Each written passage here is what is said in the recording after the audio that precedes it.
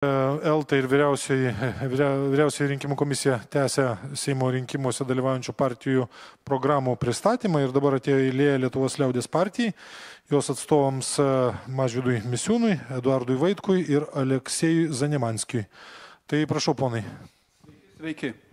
Iškart su patikslinimu Eduardo Vaitkaus sąrašas Lietuvos liaudies partijos rėmose, nes mes neturim jokio ryšio su šita partija ir pirmą kartą per 30 metų Lietuvos žmonės užtat turi pasirinkimą arba rinkti vieną iš 15 sisteminių partijų. Tos sisteminės Seime pasivadina pozicija, opozicija, tos, kurios nepatenka į Seimą, tiesiog sėdi, kiurkso ir nieko nedaro, bet jos yra sistemos sudėtinė dalis. Taigi, Eduardo Vaitkaus sąrašas yra nesisteminė. Tie, kurie nėra parinkti sistemos. Ir Lietuvos žmonės pirmą kartą turės galimybę pasirinkti arba balsuoti už sistemą, arba nesisteminę. Būtent šitą sąrašą numeris 5. Mes nesam politikai. Kodėl? Todėl, kad tikrieji politikai yra tie, kurie pasirengia meluoti apie bet ką ir bet kur, kad tik juos išrinktų. Tai Amerikos demokratų partijos viceprezidentės žodžiai. Ir mūsų uždavinys yra žmonėm pranešti, kad Lietuva neparduodama ir Lietuvos žmonės gali būti ir privalo būti šeimininkai savoj šaly. Norint to pasiekti, reikia keletą liktai ir nedidelių užduočių atlikti. Pirma, išvalyti informacinę erdvę Lietuvos informaciniai sistemai nuo užsienio propagandos, nuo užsienio agentų. Nes kitaip mes nesukursime realaus pasaulio vaizdo, nes užsienio agentų užduotis sukurti mąstymo ir veikimo sistemą Lietuvos žmonėm, pateikiant subtilų melą. Toliau sekantis punktas nebejotinai svarbus. Reikia rinkimų įstatymus pakeisti, nes mes šiuo metu turime sistemą, kai per vieną dieną, pavyzdžiui, spalio 13 dieną per Seimo rinkimus, vienas asmuo 2 kartus gali būti išrinktas į Seimą, po to jisai atsisako būti Seimo nariu ir jisai pasilieka Seimo nariu. Aš kalbu apie totalų absurdą, kuris yra oficialiai įteisintas. Aš kartu kalbu apie finansinės injekcijas tom partijom, kuriomis žmonės nepasitikė. Pavyzdžiui, Landsberginė partija kas mėnesį po 100 000 eurų gauna iš mūsų pinigų, mokesčių mokėtojų. Uspaskicho partija gauna po 30 000 kas mėnesį tam, kad korupcinę baudą 300 000 eurų galėtų sumokėti. Ir jie demonstruoja politinę prostituciją. Tiek Seime, tiek ne Seime. Ir viskas tai yra įteisinta. KGB sąrašus išviešinti užtat būtina ir privalu. Eikime toliau. Apie teisinę sistemą ir kovą su korupcija vėliau Mažvydas Misiūnas pakalbės. Švietimo sistema, kadangi mes ją žlugdome, o be švietimo sistemos nėra Lietuvos ateities, mūsų nebelieka ir kaip valstybės. Po keliasdešimt metų. 30 metų patirtis tai rodo, į kur mes nuėjome. Tai švietimo sistema prioritetinė, pinigų skirti tiek, kiek sugeba paimti ir mokymo kokybė. Svarbiausias reikalavimas. Socialinėse reikmėse 200 000 Lietuvos žmonių sąmoningai valdžios nurodymų jie gyvena taip, kad žemiau absoliutaus skurdo ribos. Pinigų yra. Pinigų yra. Jeigu 200 000 žmonių po 150 eurų pridėtumėm per mėnesį visiems, tai būtų tik 380 milijonų eurų, o Ukrainai mes padovanoti pasižadėjom po daugiau kaip 500 milijonų eurų kasmet ir jau 1,5 milijardo padovanojame. Pinigų yra, noro, politinės valios nėra. Ekonomiką sutvarkyti galima, jeigu mes turime kryptį ir valią ir norą. Jeigu mes paskolintus pinigus pravalgome, o tą padaroma po 3 milijardus kasmet ir gyvename savo anūkų sąskaitą, rajonuose reikia vystyti pramonę. Ir rajonam reikia suteikti savivaldos galimybę, savivaldos, kurią aprūpinam finansais. Seniau TSRS laikais Maskvos prašydavo leidimo, dabar rajonai turi prašyti Vilniaus, duokite pinigėlių, mesgi neturime. Rajonai turi būti finansuojami, kad patys spręstų savo lokalias problemas, centriniai valdžiai prisidedant, kai tos problemos yra per didelės jiems patiems išspręsti. Apie tautinės nesantaikos kurstimą vėliau pakalbės Igoris Zanimanskiai. Aleksejus Zanimanskiai. Mūsų uždavinys yra Lietuvos žmonėms pasakyti, kad moralė ir padarumas gali ir turi būti šio Lietuvos pasaulio dimensija, nes kitaip valdžios išsidirbinėjimai nesibaigs, nes kitaip valdžios prostitucijai nebus pabaigos. Ir mes tą galim padaryti. Tai dabar perduodu žodžią apie teisę ir teisingumą ir korupciją Mažvydui Misiūnui. Korupcija tai vėžys, griaužiantis valstybės pamatus. Tai nėra vien tik moralinė problema, tai yra problema, kuri atima iš mūsų laisvę ir taip pat mūsų ateitį. Korupcija griauna pasitikėjimą ir problema ta, kad korupcija įsišaknyjus mūsų valstybėje jau daugelį metų. Sisteminė korupcija, kuri apima ir žiniasklaidos korupciją, ir politinę korupciją, ir be abejo teisėsaugos korupciją, nepotizmą, iškreipia mūsų valstybės funkcionavimą, mes prarandame tikėjimą valstybę ir šiandien, kai sisteminė korupcija atima kasmet iš Lietuvos 10–11% bendro vidaus produkto, o tai yra maždaug 4 milijardai eurų kasmet, ir tai nėra vien tik tai skaičiai, tai yra mūsų ir mūsų vaikų ateitis, tai yra mūsų švietimas, tai yra mūsų sveikatos apsauga, tai yra mūsų infrastruktūra ir be abejo tai yra mūsų pasitikėjimas valstybė, institucijom ir kitais institutais. Politinė korupcija be abejo jinai iškreipia visą politinį vaizdą mūsų šalyje, institucijos, kuriuose apstu yra angažuotų ryšiais susijusių, giminystės ryšiais susijusių tarnautojų. Be abejo jinai priima tik tai saujeliai žmonių, sakykime taip, jiems palankius sprendimus. Žiniasklaidos korupcija taip pat iškreipia nuomonę, ją formuoja už pinigus ir formuoja palankiai tiems, kas gali susimokėti už ją daugiau. Tai iškreipiamas tiesiog vaizdas, realus vaizdas gyventojams, paprastiems žmonėms apie tai, kaip funkcionuoja mūsų valstybė, kokioj situacijoje mes esame, kokia yra finansinė mūsų situacija valstybėje. Ir tai yra didžiulė problema. Bet Eduardo Vaitkaus sąrašas kartu su Lietuvos liaudies partija numeris 5, mes ne tik tai šnekame apie šitas problemas, mes siūlome konkrečius žingsnius ir konkrečius sprendimus, kaip tai pažaboti. Pirmas yra ypatingo prokuroro instituto įtvirtinimas. Ypatingas prokuroras leistų mums spręsti sisteminės korupcijos problemas, kurių negali spręsti eilinės teisėsaugos institucijos arba, sakykime, neeilinės teisėsaugos institucijos, kurios dažniausiai yra susijusios ir angažuotos politinių tam tikrų įtakų ir kitokių įtakų.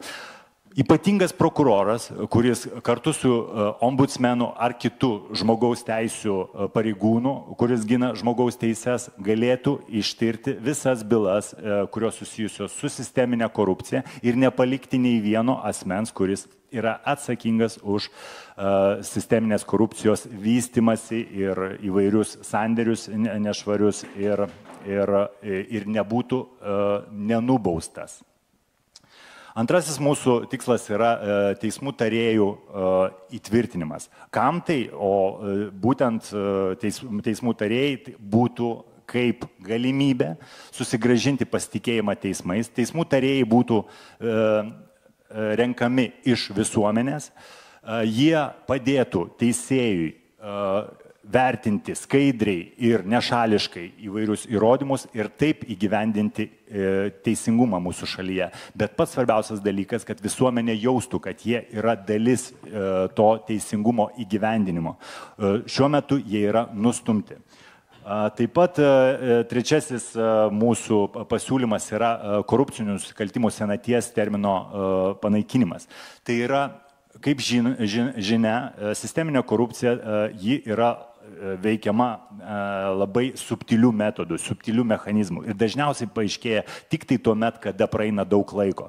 Ir tuo sisteminės korupcijos tie žmonės, kurie užsiema sisteminę korupciją, kurioje yra ir politinė korupcija, ir žiniasklaidos korupcija, ir įvairūs ryšiai, nepotizmas, jie be abejo laukia, kol tie terminai nusikaltimų tyrimui baigsis ir tuomet galvoja, kad čia geriausias būdas taip yra paslėpti ir su tuo išvengti tos atsakomybės. Mes sakome, kad tai turi baigtis, nes tai yra svarbiausia mūsų gyvenimo dalis šiai dienai. Sisteminė korupcija, su kuria reikia kovoti. Ačiū Mažvydai ir Aleksej Zanimanskiai apie tautinę neapykantą Lietuvoje. Patikslinsiu, Aleksej Zaniemanskiai, Nemunas upė ir aš Nemunas Zaniemanskiai, užnemunėtis. Apie neapykantos kurstimą. Visi prisimenam Valinsko žodžius, tokius reikia žudyti. Ir po šitų žodžių nebuvo jokios reakcijos, teisėsaugos reakcijos. Jį pateisina. Reiškia, taip galima daryti. Reiškia, uždegė žalią šviesą tam. Paskui atsirado Ramanauskai su savo pasakymais ir taip toliau. Tai reiškia, valstybė leidžia tą daryti, taip sakyti. Bet žmonės galvoja, kad žudyti tai pastatyti prie sienos ir žudyti. Lenkataučius, rusakalbius. Ne prie sienos, nešaudyti, o vyksta žudimas kitais būdais. Tu gali žudyti šeimas, tu gali žudyti lėtai, neduoti medicinai, neduoti lėšų studijams ir taip toliau.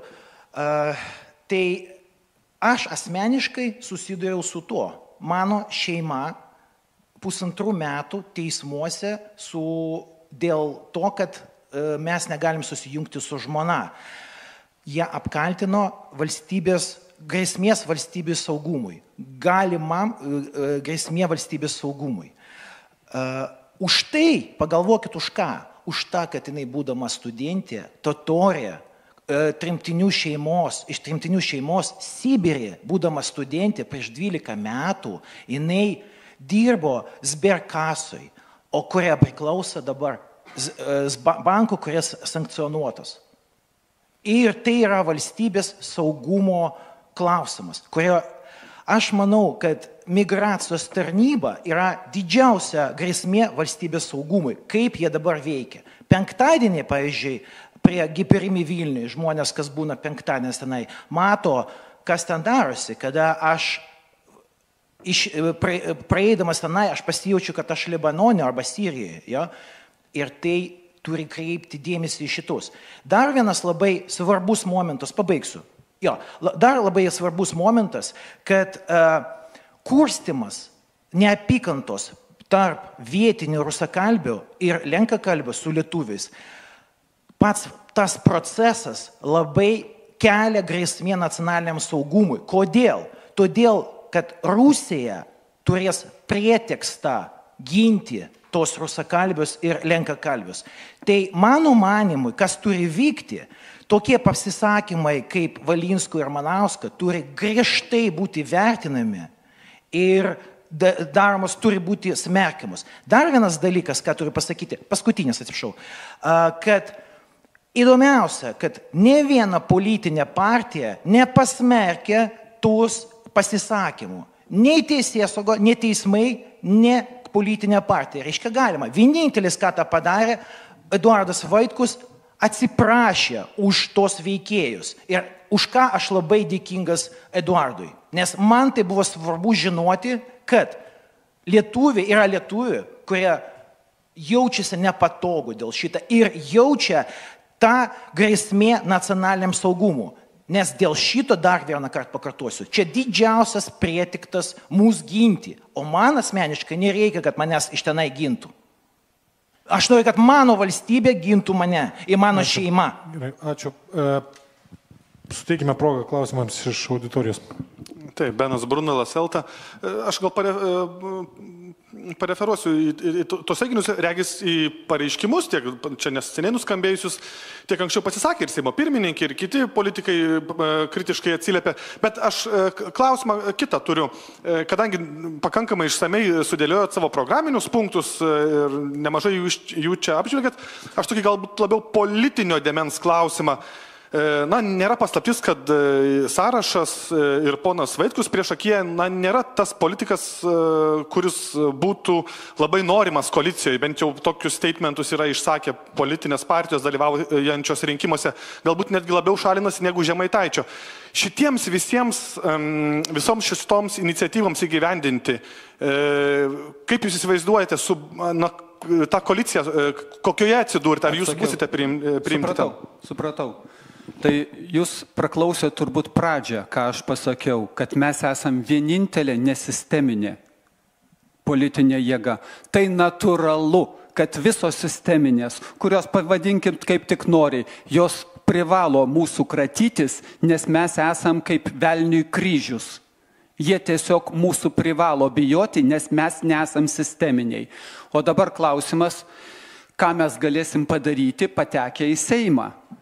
Tai visus, aš seniau sakydavau, Gabrielius Landsbergis, jeigu jisai pasakys, kad jis kovoja už Lietuvą ir jos nebepardavinėja, aš jam paspausiu ranką ir pasakysiu, kad mes esam bendraminčiai ir šitą kryptim mes galime dirbti. Bet kokios politinės jėgos, tos prostitučių politinės jėgos, kurios papuls į Seimą, jeigu jos darys darbus, kurie yra reikalingi Lietuvai, tai mes tuos darbus irgi lygiai taip pat darysime. Bet tik tai klausimas, ar jie darys? O kadangi jie nenusiteikia dirbti Lietuvos labui ir Lietuvos nepriklausomybės labui ir Lietuvos finansinės nepriklausomybės, jųgi sprendimu Lietuvos žmonės privalo badauti. Tai buvo politinis, o ne ekonominis sprendimas. Jų sprendimu buvo laikinai padidintas PVM mokestis, kuris tęsiasi kiek jau 10-15 metų. Tai visas jų sprendimas.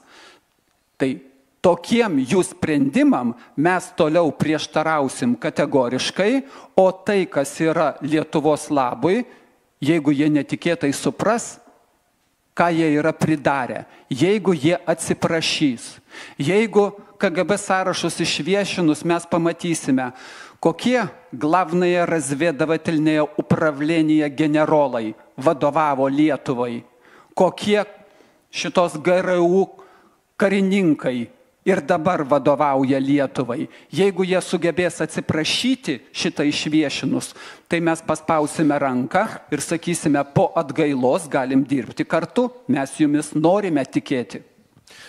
Dar turiu, jau laiko beveik nebeliko, bet tokį, nežinau, konceptualinio pobūdžio klausimą, ne? Jūs raginate ir sakote, kad reikia tartis su Rusija, kalbėtis su Rusija. Tai tartis, kalbėtis su Rusija reikia dėl Ukrainos konkrečiai dėrybas, bet ir dėl platesnių klausimų. Jūsų požiūrio kritikai ir oponentai sako, kad jūs arba naiviai, arba sąmoningai nesuprantate Rusijos režimo prigimties. Rusija jokių dėrybų nereikia, bet kokias dėrybas ar nuolaidas ar taikos signalus jis supranta tik kaip kvietimą tolesniai agresijai, nes tai yra toks režimas tiesiog. Ar galiu atsakyti iš karto? Taip, prašau. Tai kai aš pakartoju Angelos Merkel žodžius, kad reikia sėsti prie taikos visoje Europoje dėrybų stalo kartu su Rusija. Tai jūs dabar sakot, čia yra Rusijos propaganda. Kai aš pakartoju... Ne, aš taip nesakau. Jūs sakot, kad tai yra tokia mintis, yra vis tiek Rusijai, nes jinai šito nesupranta. Angela Merkel šitą supranta? Aš suprantu, o jūs sakot, ne, tai yra blogai.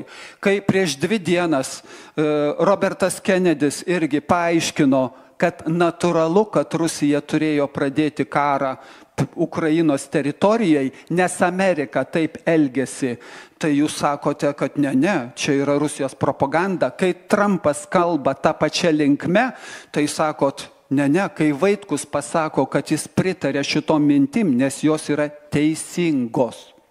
Bet jūs iškreiptam pasaulio vaizde, kurį sukūrėt, kai jūs cenzuruojat ir neleidžiat vienos informacijos pamatyti ir negali žmogus susidaryti pilno vaizdo, o kodėlgi prasidėjo tas karas? O kodėl tas karas neprasidėjo, kai buvo NATO susitikimas Rumunijoje ir kai Angela Merkel pasakė, Ukrainos priėmimas į NATO būtų karo paskelbimas Rusijai. Mes dabar paskelbėm karą Rusijai ir jūs sakot, taigi Rusija kalta, nes jinai kariauja, nes jos politinė valia ir buvo nebenusileisti. Tai mano pagrindinė mintis, jeigu mes, ir aš privalau sakyti, mes privalome pripažinti lygias teisės Rusijai, kaip ir Lietuvai, kaip ir visai Europoje. Ir tada sėskime ir susitarkime ir be karo galim pasiekti taiką. Mūsų pagrindinė tų sisteminių politinių partijų mintis, tai, ką reikia pasiekti po to, kai nugalėsim Rusiją. Aš sakau, jūs bepročiai. Ačiū už programos ir pasaulio vaizdą pristatymą Lietuvos liaudės partijos sąraše esančiam Eduardo Vaitkaus sąrašui. Sėkmės.